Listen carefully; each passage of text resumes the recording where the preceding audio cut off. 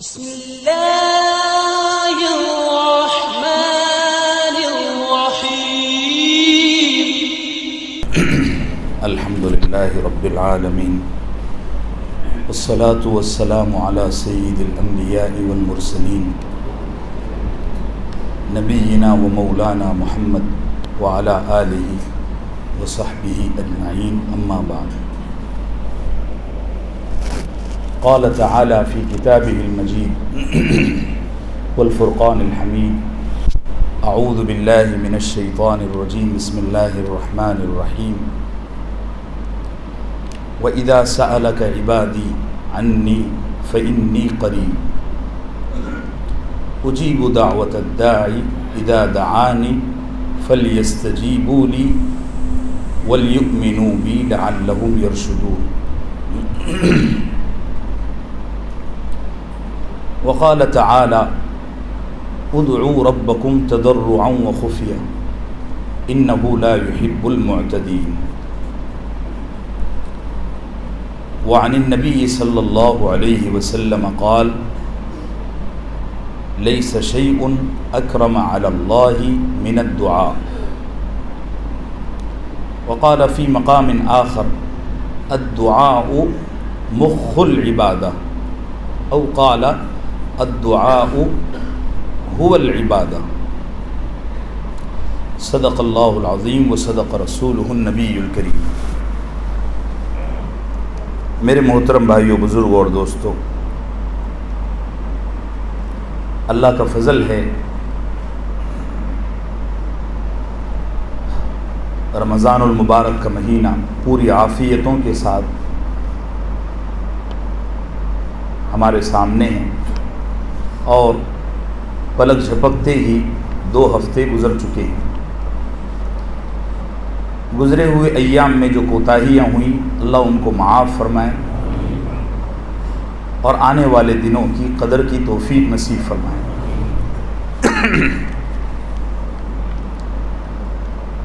رمضان میں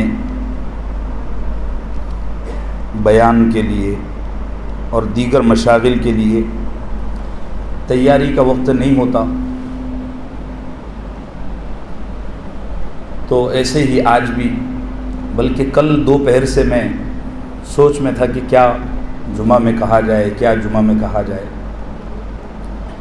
تو آج رات میں تراویح میں 17واں پارہ پڑھا جائے گا انشاءاللہ۔ 17ویں پارے کی پہلی سورت ہے سورہ انبیاء۔ تو میں رات میں وہ پارہ دیکھ رہا تھا، اس کا اعادہ کر رہا تھا، تو پڑھتے پڑھتے خیال آیا اور اسی سے ایک مضمون اللہ نے دل میں ڈالا۔ میں نے سوچا کچھ احادیث اور کچھ تجربات اور بزرگوں کی کچھ تشریحات کی روشنی میں اسی کو بنیاد بنا کر آپ کی خدمت میں کچھ گزارشات عرض کر دی جائیں۔ سورہ انبیاء میں اللہ نے 4 نبیوں کا ذکر کیا ہے۔ نوح علیہ السلام، ایوب علیہ السلام، یونس علیہ السلام اور زکریا علیہ السلام۔ ان کی پریشانیوں کا، ان کی آزمائشوں کا ذکر ہے، اور پھر کس طرح انہوں نے اللہ سے مانگا، اللہ نے ان کو فوراً ان پریشانیوں سے، مصیبتوں سے نجات عطا فرمایا اور ان پر نوازشات کی بوچھار فرما دی۔ اور ویسے یہ مہینہ بھی جو چل رہا ہے تو اس میں بھی اس عمل کی بڑی اہمیت ہے۔ لوگوں میں عام طور سے غفلت، لاپرواہی ہے، تو اس لیے بھی مجھے مناسب معلوم ہوا کہ کچھ باتیں عرض کر دوں۔ اللہ ہمیں عمل کی توفیق عطا فرمائے۔ آج موضوع ہے دعا۔ دعا ہمارے یہاں دیگر عبادتوں کی طرح، دیگر اعمال کی طرح تقریباً ایک رسم بن کر رہ گئی ہے۔ حالانکہ اللہ کے نبی صلی اللہ علیہ وسلم کے فرامین کو اگر جانچا جائے اور قرآن کا اگر اڑتا ہوا جائزہ لیا جائے تو دعا کی بے حد اہمیت ہے۔ فضائل میں ایک دو احادیث میں عرض کر دیتا ہوں۔ اللہ کے نبی نے فرمایا کہ اللہ کے نزدیک ایمان والے کا سب سے پسندیدہ عمل دعا ہے، اور پسندیدہ کے لیے اللہ کے نبی نے احبہ نہیں فرمایا بلکہ اکرم فرمایا، لیس شیء اکرم علی اللہ من الدعاء۔ آپ فرماتے ہیں کہ اللہ ایمان والے کے جن اعمال کا سب سے زیادہ اکرام فرماتے ہیں ان میں دعا ہے۔ اکرام تو سمجھ رہے ہیں نا آپ یہ لفظ؟ ایک حدیث تو یہ ہے، ایک حدیث ہے الدعاء مخ العبادہ۔ اللہ کے نبی فرماتے ہیں کہ دعا عبادتوں کا مغز ہے۔ یہ جتنا نماز، روزہ، زکوٰۃ، حج، ہم یہ جتنی عبادتیں کر رہے ہیں یہ چھلکا ہے۔ یہ کیا ہے؟ چھلکا۔ پھل کھاتے ہیں نا، کیلا، سیب وغیرہ، تو اس پر چھلکا ہوتا ہے اور اندر مغز ہوتا ہے۔ کوئی آدمی کتنی بھی عبادت کرے لیکن اس کے مزاج میں دعا نہ ہو تو وہ آدمی ابھی تک صرف چھلکے کو ہی کھا رہا ہے، مغز اس نے نہیں کھایا۔ اور اس سے ملتی جلتی ایک اور حدیث ہے، اس میں اللہ کے نبی فرماتے ہیں کہ الدعاء هو العبادہ، کہ اصل عبادت دعا ہی ہے۔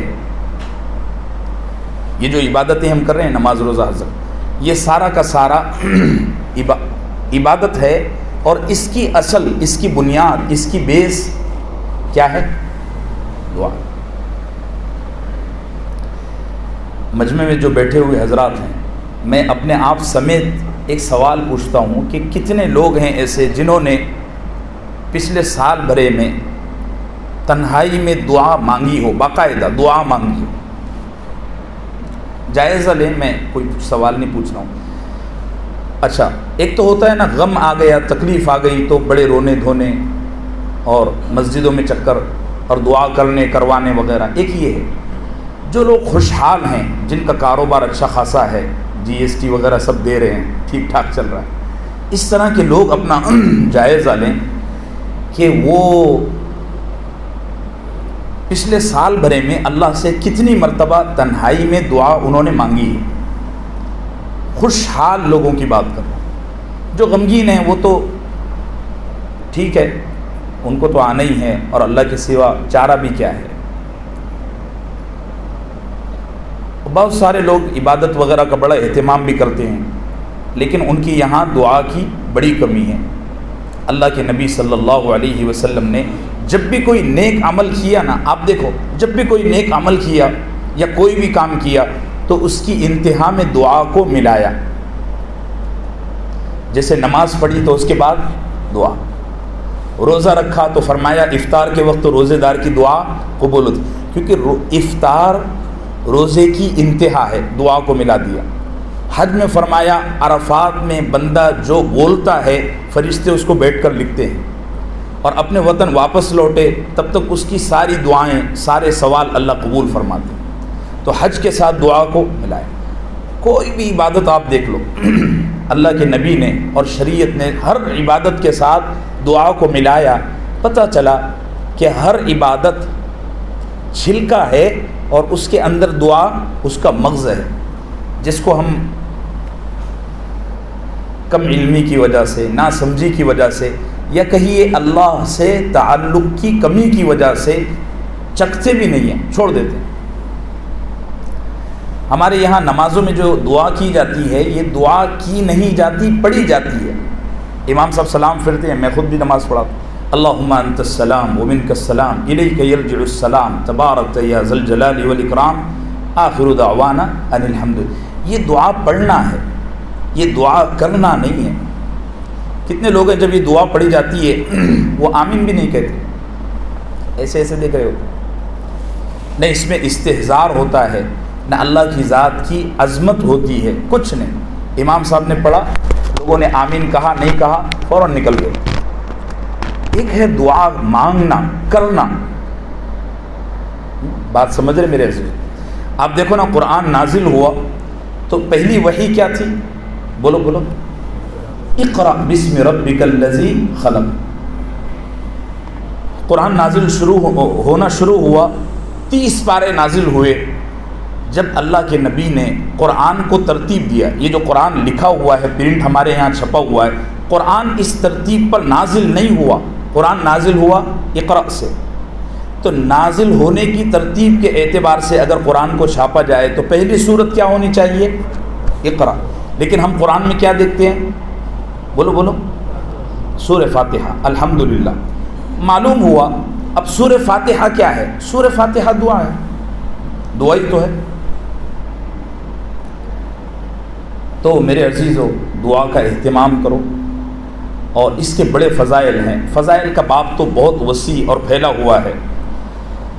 دعا کی سب سے بڑی جو چیز ہے وہ میں آپ کو بتاؤں۔ دیکھو، اللہ بندے سے عبادت کے ذریعے عبدیت چاہتے ہیں۔ کیا چاہتے ہیں؟ عبادت کے ذریعے سے عبدیت چاہتے ہیں، عبادت کے ذریعے سے عبدیت چاہتے ہیں۔ یہ جو نماز روزہ حج زکوٰۃ یہ عبادات ہیں، یہ جو فرائض ہیں یا نوافل ہیں، ان ساری عبادات کو کروا کے اللہ بندے میں یہ چیز دیکھنا چاہتے ہیں کہ اس میں عبدیت آئی یا نہ آئی۔ عبادت شیطان نے بھی بہت کی کہ نہیں کی بھائی، آپ سب کو پتہ ہی ہے، لیکن اس کے مزاج میں عبدیت نہیں آئی تو اتنی عبادت کے باوجود بھی ناکام ہو گیا۔ بعض دفعہ یہ ہوتا ہے کہ آدمی اللہ کی عبادت بہت کرتا ہے تو وہ معبود سے ہٹ کے نہ اپنی عبادت کی ہی پوجا شروع کر دیتا ہے۔ اور اس کی سب سے بڑی علامت یہ ہے کہ وہ آدمی عبادت کرنے کے بعد متکبر ہو جائے کہ میں رات میں اتنی عبادت کرتا ہوں، یہ اور یہ اور یہ اور یہ معبود پرستی نہیں ہوئی، یہ کیا ہو گیا؟ عبادت، اس نے اپنی عبادت کو ہی اپنا خدا بنا لیا۔ حالانکہ عبادت اللہ تک پہنچنے کا کیا ہے؟ راستہ۔ جیسے کوئی آدمی یہاں سے پونا کے لیے نکلا، راستہ بڑا خوبصورت، چاروں طرف پھلوں کے باغات ہیں، میوے ہیں، یہ ہیں وہ ہیں، تو اس آدمی کی ذمہ داری یہ ہے کہ وہ ان میووں میں نہ الجھ کر اس پر سے گزر کر پونا پہنچے۔ مقصد یہی ہے نا سفر کا۔ اگر وہ آدمی راستے میں ان چیزوں سے الجھ گیا تو میرے عزیزو بتاؤ وہ آدمی عقل مند یا دانا ہے؟ بولو بولو۔ عبادات کے ذریعے اللہ بندے میں عبدیت یعنی غلامی دیکھنا چاہتے ہیں، اسی لیے عبادات میں ہیر پھیر بہت ہے۔ اب دیکھو نا، ہم نے روزہ رکھا ہے، ہم پر حلال چیزیں حرام ہو گئی، کھانا پینا، بیوی سے ملنا، یہ ساری چیزیں ہم پر کیا ہو گئی؟ حرام ہو گئی، حالانکہ حلال ہے۔ لیکن اس عبادت کے ذریعے اللہ چاہتے ہیں کہ میرا بندہ عبادت سے اٹھ کر عبدیت والا بن جائے، میرا غلام بن جائے۔ ابھی بولا نہیں کھانا تو نہیں کھانا، افطار کے وقت اگر نہیں کھائے گا تو گنہگار ہوگا۔ سبحان اللہ، کیا شان۔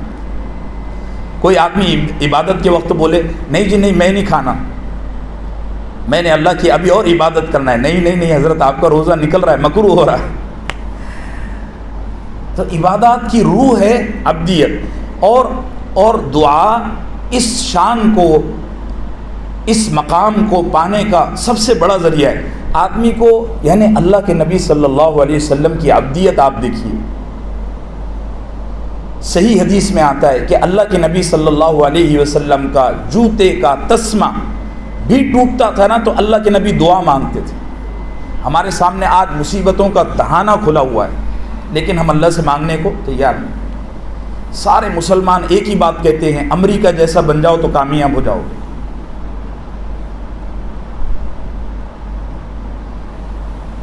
سارے مسلمان ایک ہی بات کہتے ہیں، چاہے قیادت ہو یا غلام ہو، عام آدمی ہو یا خاص آدمی، سب کہتے ہیں جاپان جیسی تعلیم حاصل کر لو تو کامیاب ہو جاؤ۔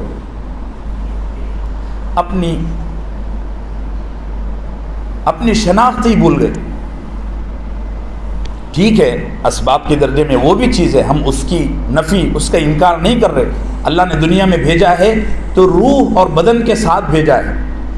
ہم کو بتایا ہے کہ دنیا میں اسباب بھی لگیں گے اور اللہ کا سہارا بھی لگے گا۔ اصل ایمان والے کے لیے تو اللہ کا سہارا ہے۔ بڑی بڑی مصیبتیں آتی ہیں، انفرادی طور پہ بھی آتی ہیں اور اجتماعی طور پہ بھی آتی ہیں، لیکن ہم اللہ کی طرف ہاتھ اٹھا کے رو کر گڑ گڑا کر، جیسے وہ بچہ بل بلا کر مانگتا ہے نا ماں سے، اس شان کے ساتھ بہت کم لوگ مانگتے ہیں۔ پوری امت اس وقت دنیا کے ہر چوراہے پر، ہر سڑک پر سر عام رسوا ہے۔ اب کہتے ہوئے بڑا دل دکھتا ہے، لیکن اچھا اس مصیبت کا، اس مشقت کا اللہ کو ہم پر بھیج کر کوئی فائدہ نہیں ہے، صرف اللہ یہ چاہتے ہیں کہ ان کی شان ہو جائے کہ یہ مجھ سے مانگنے والے ہو جائیں۔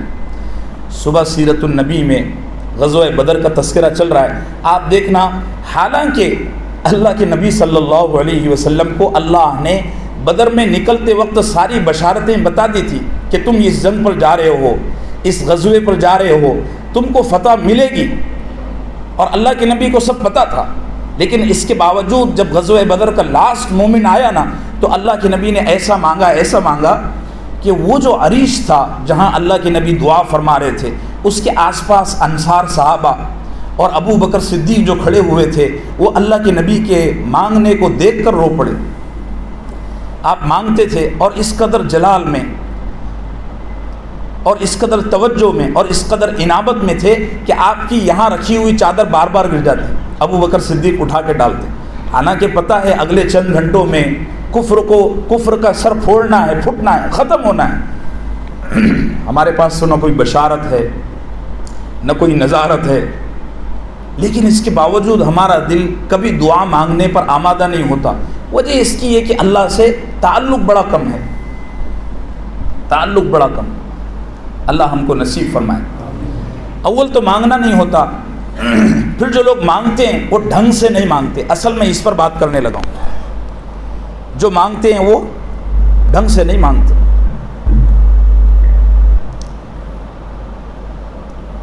سورہ انبیاء میں 4 نبیوں کا اللہ نے ذکر فرمایا۔ ان 4 نبیوں نے ہم کو مانگنا سکھایا کہ اللہ سے کیسا مانگنا۔ دیکھو میں 4 آیتیں پڑھتا ہوں، آپ کو بڑا مزہ آئے گا۔ اللہ نے فرمایا سورہ انبیاء میں، وَنُوحًا إِذْ نَادَى مِن قَبْلُ فَاسْتَجَبْنَا لَهُ، یہی ہے امام صاحب، وَنُوحًا إِذْ نَادَى مِن قَبْلُ فَاسْتَجَبْنَا لَهُ فَنَجَّيْنَاهُ وَأَهْلَهُ مِنَ الْكَرْبِ الْعَظِيمِ۔ نوح علیہ السلام نے 950 سال اپنی امت کو سمجھایا۔ کتنے سال؟ لیکن امت میں 10-12 لوگوں کے سوا کسی نے ایمان نہیں لایا، خود کا بیٹا بھی نہیں مانا، تو ظاہر سی بات ہے دل تو دکھتا ہوگا نا۔ پھر وہ بیٹا طوفان میں ہلاک ہو گیا۔ اس درد کو، اس کرب کو حضرت نوح علیہ السلام نے اللہ سے مانگا، اور دیکھو یہ بات میں آخر میں بتاؤں، اللہ سے مانگا، فرمایا وَنُوحًا إِذْ نَادَى مِن قَبْلُ فَاسْتَجَبْنَا لَهُ، نوح نے مجھ سے مانگا، مجھے پکارا، تو اللہ فرماتے ہیں فَاسْتَجَبْنَا لَهُ، میں نے فوراً اس کی دعا قبول کر لیا۔ ٹھیک ہے، ایک نبی کا ذکر۔ دوسرے نبی ہیں حضرت ایوب علیہ السلام، وَأَيُّوبَ إِذْ نَادَى رَبَّهُ أَنِّي مَسَّنِيَ الضُّرُّ وَأَنْتَ أَرْحَمُ الرَّاحِمِينَ فَاسْتَجَبْنَا لَهُ، یہی ہے فَاسْتَجَبْنَا لَهُ فَكَشَفْنَا مَا بِهِ مِن ضُرٍّ وَآتَيْنَاهُ أَهْلَهُ وَمِثْلَهُم مَّعَهُمْ رَحْمَةً مِّنْ عِندِنَا وَذِكْرَىٰ لِلْعَابِدِينَ۔ اللہ فرماتے ہیں کہ ایوب نے ہم کو پکارا۔ ایوب علیہ السلام کو بدن میں درد تھا۔ یہ جو لوگ کہتے ہیں بدن میں کیڑے پڑ گئے تھے، نعوذ باللہ، ایسا نہیں، غلط ہے، سب فضول باتیں ہیں۔ نبی کا بدن موت کے بعد نہیں سڑتا تو زندگی میں کیسے خراب ہوگا؟ نبی کے بدن کی اللہ حفاظت فرماتے ہیں وفات کے بعد بھی۔ ایوب علیہ السلام کے بدن میں درد بہت ہوتا تھا، اللہ نے آزمائش کے طور پر ایک مشقت ڈال دی، تو بڑا شدید درد ہوتا تھا۔ اس درد کی وجہ سے نہ کمانے کے لائق رہے، نہ کہیں جانے کے لائق رہے، بستر پر پڑ گئے۔ پھر اللہ نے آزمائش ڈالی، جتنی دولت تھی وہ سب راتوں رات ختم ہو گئی۔ 100 بچے تھے، راتوں رات وفات پا گئے۔ بیویاں تھیں، سب وفات پا گئی، ایک بیوی بچی۔ اب کتنی شدید آزمائش، ساری اولاد ختم۔ سارا مال ختم، ساری بیویاں ختم، ایک بچی، اور جسم کا یہ حال ہے کہ اب کمانے کی پوزیشن میں نہیں، بستر پہ پڑ گئے، اور دنیا پیسے سے چلتی ہے۔ دنیا جب تک پیسہ ہے تب تک دوست ہے، دو چار لوگ سلام کرنے والے ہیں، پیسہ ختم، دنیا ختم۔ تو جتنے دوست تھے نا، دعوتیں کھاتے تھے ادھر ادھر، وہ سب چلے گئے، صرف تنہا ایوب علیہ السلام اور بیوی۔ تو کئی سال ایوب علیہ السلام نے اس مشقت کو برداشت فرمایا، لیکن جب مشقت بے انتہا ہو گئی اور صبر کا دامن لبریز ہو گیا تو پھر انہوں نے اللہ سے دعا مانگی۔ وَنُوحًا وَأَيُّوبَ إِذْ نَادَى رَبَّهُ أَنِّي مَسَّنِيَ الضُّرُّ، اللہ سے کہا اے اللہ بڑی سخت تکلیف ہوتی ہے، بہت درد ہوتا ہے۔ ضر کا لفظ ہے، اس سے پتہ چلا کہ شدید درد تھا، نقصان دہ درد تھا۔ تو اللہ نے فرمایا فَاسْتَجَبْنَا لَهُ، اللہ نے شفا عطا فرمائی، ڈبل سے اللہ نے نئی اولاد دی، نئی بیویاں دی، نئی دولت دی، نواز دیا۔ دونوں تیسرے نبی ہیں حضرت یونس علیہ السلام۔ وَظَنُّونِ إِذْ ذَهَبَ مُغَاضِبًا فَظَنَّ أَن لَّن نَّقْدِرَ عَلَيْهِ فَنَادَىٰ فِي الظُّلُمَاتِ أَن لَّا إِلَٰهَ إِلَّا أَنتَ سُبْحَانَكَ، بولو إِنِّي كُنتُ مِنَ الظَّالِمِينَ۔ یہ تیسرے نبی ہیں حضرت یونس، ان کو نام دیا قرآن نے مچھلی والا۔ بڑا لمبا واقعہ ہے، قوم کی طرف سے نکل کر سمندر میں گئے تو وہاں قرعہ ہوا، قرعے میں یہ نکلا کہ ان کو دریا میں پھینک دو، دریا میں پھینکے تو مچھلی کے پیٹ میں چلے گئے۔ اللہ نے تقریباً 40 سال مچھلی کے پیٹ میں رکھا، مچھلی کے پیٹ میں پالا 40 سال۔ کیا کمال ہے، ہم کو امریکہ کے سوا کامیابی کی کوئی شکل ہی نظر نہیں آ رہی۔ تو 40 سال مچھلی کے پیٹ میں رہے۔ مچھلی کے پیٹ میں ہٹ بہت ہوتی ہے، بہت ہٹ ہوتی ہے، تو اس کی ہٹ کی وجہ سے ایوب علیہ السلام کی ہڈیاں گلنے لگ گئی، ہڈیاں گلنے لگ گئی۔ تو 40 سال تک تھے نا اور ہڈیاں گلی نہیں تھی، تو اس میں ایک بیٹھے ہوئے تھے، ٹھیک ہے اللہ نے مچھلی کے پیٹ میں ڈال دیا، ٹھیک ہے کوئی لیکن جب ہڈیاں گلنا شروع ہوئی، سورہ صافات میں ہے فَالْتَقَمَهُ الْحُوتُ وَهُوَ مُلِيمٌ، ہڈیاں گلنا شروع ہو گئی تو اب تکلیف ہوئی تو فوراً وظیفہ کیا لا الہ الا انت سبحانک انی کنت من الظالمین۔ اس دعا کو مانگتے ہی اللہ فرماتے ہیں فَاسْتَجَبْنَا لَهُ، ہم نے ایوب کو مچھلی کے پیٹ سے باہر نکالا، یونس کو ہم نے یونس کو مچھلی کے پیٹ سے باہر نکالا۔ چوتھا نبی ہے حضرت زکریا۔ زکریا علیہ السلام کو اولاد کوئی نہیں، کوئی اولاد، بوڑھے ہو گئے اور بیوی پہلے سے بانجھ ہے، سارے حکیم، سارے طبیب، سارے ڈاکٹر یہ کہہ چکے ہیں کہ آپ کی بیوی کو اب اولاد نہیں ملنی، ختم۔ ایک بوڑھا آدمی اور جس کی بیوی کے بارے میں دنیا کے ماہر حکیم کہہ دیں کہ اب اس کو اولاد نہیں، وہ آدمی اللہ سے مانگ سکتا ہے؟ نا امید ہو جائے گا نا، کہے گا اب دوسری شادی کر لو یا کوئی اور راستہ نکالو، ختم بات، گود لے لو۔ لیکن انہوں نے حضرت مریم کو دیکھا، جو ان کی بھتیجی، حضرت زکریا کی بھتیجی مریم، وہ مسجد اقصیٰ میں ایک کونے میں بیٹھ کر عبادت فرماتی تھی، اور وہ کمرہ ایسا تھا کہ وہاں کوئی نہیں جا سکتا تھا سوائے زکریا علیہ السلام کی۔ تو ایک دفعہ کمرے میں گئے تو مریم علیہ السلام نا بے موسم پھل کھا رہی ہے، اور پھل بھی ایسے کہ جس کی خوشبو سے پوری مسجد مہک رہی ہے۔ تو زکریا نے فرمایا بچی یہ تیرے پاس یہ پھل کہاں سے؟ انا لکی ھذا، تیسرے پارے میں مریم نے فرمایا قالت هو من عند اللہ ان اللہ یرزق من یشاء بغیر حساب۔ مریم نے فرمایا یہ پھل مجھے بے موسم اللہ دیتا ہے، اور وہ جسے دیتا ہے تو حساب کتاب کے بغیر دیتا ہے۔ زکریا علیہ السلام نے وہی ہاتھ اونچے کیے، آج بھی مسجد اقصیٰ میں وہ جگہ ہے، اور اللہ سے فرمایا میری اس معصوم بھولی بھالی بھانجی کو اللہ آپ نے بے موسم پھل دیے ہیں، مجھے بھی بے موسم اولاد عطا فرما۔ ہنالک دعا زکریا ربہ قال رب ہب لی من لدنک ذریۃ طیبہ انک سمیع الدعاء۔ اے میرے پروردگار میری اس بھتیجی کو، بھانجی کو آپ نے بے موسم پھل دیے، مجھے بے موسم اولاد عطا فرما۔ میں بھی بوڑھا ہو چکا ہوں اور میری بیوی تو پہلے سے ہی بانجھ ہے، لیکن اولاد عطا فرما۔ اللہ نے اسی جگہ وحی بھیجی. فنادته الملائکۃ وهو قائم یصلی فی المحراب ان اللہ یبشرک بیحییٰ. کیا قرآن نغمے گاتا ہے یار. ہمارا اللہ سے تعلق ہو جائے, کہو آمین آمین. اللہ سے تعلق ہو جائے. فوراً فرشتہ آیا, کہنے لگا ہم تم کو بچے کی بشارت دیتے ہیں, اور بچہ بھی نیک بچہ, اور نیک بھی ایسا کہ نبی یحییٰ علیہ السلام, جو اس میں بے اولاد ہیں اللہ ان کو نیک اولاد عطا فرمائے. یہ 4 نبیوں کو اللہ نے اولاد, ایک نبی کو اولاد دی, ایک نبی کو صحت عطا فرمائی, ایک نبی کو لوگوں کے ستانے سے نجات عطا فرمائی, ایک نبی کو اللہ نے انتہائی مشقت سے نکالا. ان 4 نبیوں کی دعا میں ایک چیز کامن ہے, اور ہمارے نبی کو بھی اس کے ساتھ ملا لیتے ہیں, اگرچہ کہ وہ اس صورت کا حصہ نہیں ہے, لیکن وہ بھی ہمارے نبی بھی ہمارے لیے اصل تو ہمارے نبی ہیں نا. دیکھو اللہ کے نبی نے 13 سال مکے میں ظلم و ستم سہے کہ نہیں, بے انتہا 13 سال ہو گئے, تو اللہ کے نبی نے سوچا کہ اب مکے سے باہر نکل کر دعوت دینا چاہیے. مکے والے ماننے کو ہی تیار نہیں. ایک آدمی 10-12 سال ایک مارکیٹ میں دکان چلائے, کوئی گراہک نہ آئے, تو آدمی سوچے گا نا یار اب یہاں سے کہیں اور نکل کر میں کاروبار چلاتا ہوں. اللہ کے نبی نے مکہ چھوڑ کر طائف کا سفر کیا. طائف گئے تو وہاں اور برے حالات, انہوں نے تو کمبختوں نے جو حشر کیا. تو اللہ کے نبی جب واپس آنے لگے نا, تو اللہ کے نبی نے دعا کی, آپ کو یاد ہوگی, اللہم اشکو الیک ضعف قوتی وقلت حیلتی وہوانی علی الناس. اے میرے مولا, میں تجھ سے اپنے حالات کا شکوہ کرتا ہوں اور اپنی بے بسی تجھے بتاتا ہوں, اور یہ دیکھ مجھ پر لوگ کیسے ٹوٹ پڑے ہیں.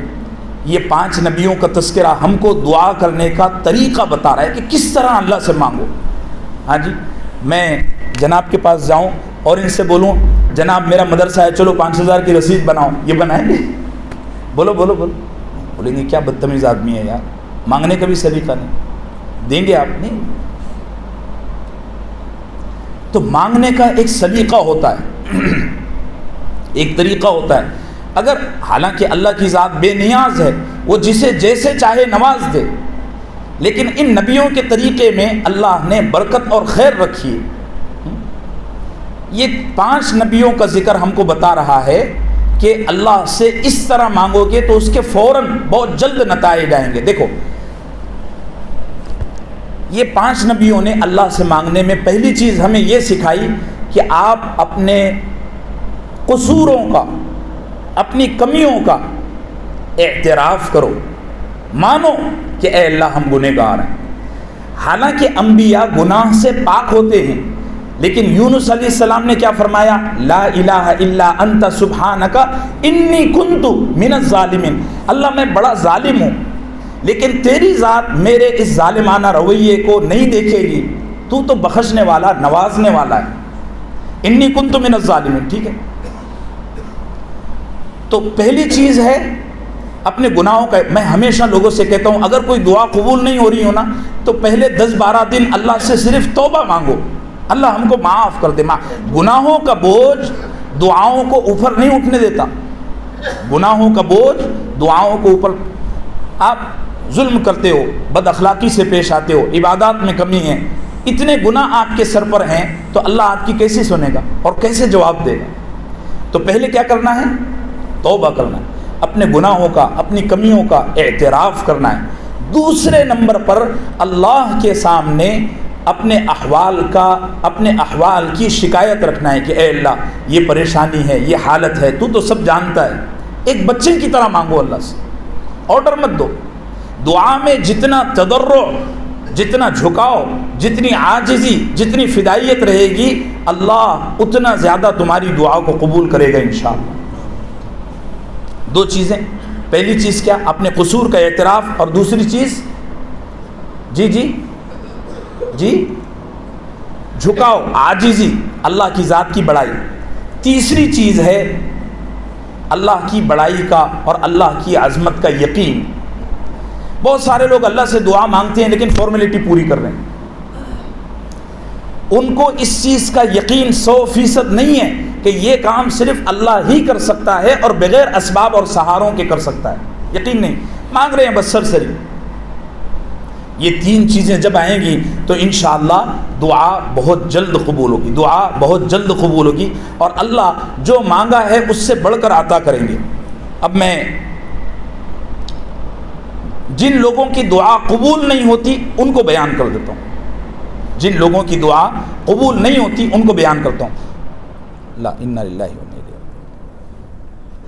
جن لوگوں کی دعا قبول نہیں ہوتی ان کو بیان کر دیتا ہوں۔ ایک وہ آدمی جس کی غذا حرام ہو، اللہ اس کی دعا قبول نہیں فرماتا۔ اور ایک چیز یاد رکھو، اگر اس آدمی کی دعا قبول ہو بھی جائے تو اس کا یہ مطلب نہیں کہ وہ آدمی اللہ کے نزدیک پسندیدہ ہو گیا، اس کا مطلب یہ ہے کہ اللہ اس کو ڈھیل دے رہے ہیں۔ جیسے شکاری شکار کو جال میں پھنسانے کے لیے 2-4 دانے زیادہ پھینک دیتا ہے، پھینکتا ہے کہ نہیں پھینکتا ہے؟ تو اس کا یہ تو مطلب نہیں کہ وہ شکار کو جو ہے تو اپنا محبوب رکھتا ہے، اس کا مطلب یہ ہے کہ وہ اس کو جال میں پھنسا رہا ہے۔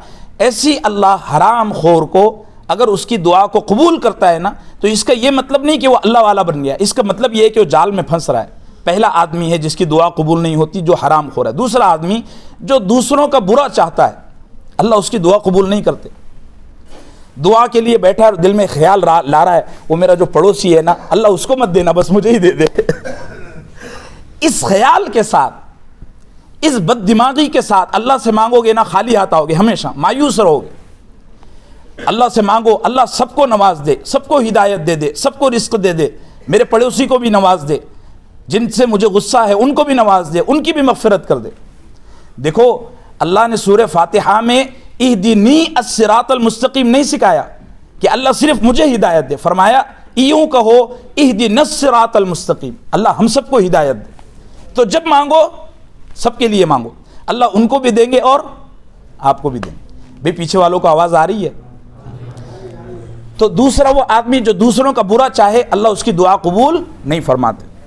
تیسرا وہ آدمی جسے سنن ابی داؤد میں دیوس کہا گیا ہے۔ دیوس کون ہے؟ دیوس وہ آدمی ہے جو جس کی بیوی بے پردہ ہو اور وہ اپنی بیوی کی بے پردگی سے خوش ہو کہ ماشاءاللہ میری بیوی ایسی خوبصورت ہے کہ سارا محلہ دیکھتا ہے، سب تعریف کرتے ہیں کہ ماشاءاللہ آپ کی بیوی، آپ استغفر اللہ۔ اللہ کے نبی نے فرمایا ایسا شخص جس کی بیوی بے پردہ ہو اور وہ اپنی بیوی کی بے پردگی سے خوش ہو، اللہ اس کی دعا قبول نہیں فرماتے۔ اپنی گھر والیوں کو، اپنی بچیوں کو، جن کے آپ سرپرست ہو، ان کو پردہ کرواؤ۔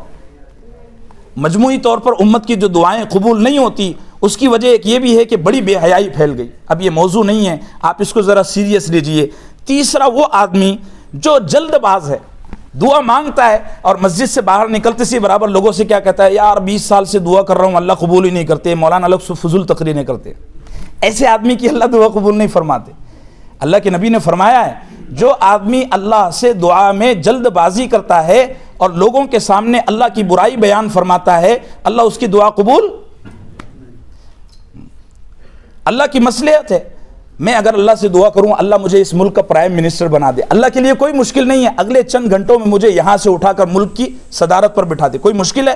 کوئی، اللہ کی عظمت کی قسم کوئی مشکل نہیں ہے۔ لیکن اللہ نہیں چاہتے کہ ابھی میں اس عہدے تک پہنچوں، آگے پہنچ جاؤں کبھی۔ ہاں جی، اللہ بندے کو دیکھتے ہیں کہ ابھی اس کی کیپیسٹی کیا ہے، اس کی ابھی حیثیت اور اس کی طاقت کیا ہے، اس کے اعتبار سے اللہ دیتے ہیں۔ جیسے پہلے دن کا بچہ جو پیدا ہوتا ہے، ماں اس کو پہلے ہی دن بریانی نہیں کھلا دیتی، حالانکہ بریانی زہر ہے، بولو بولو،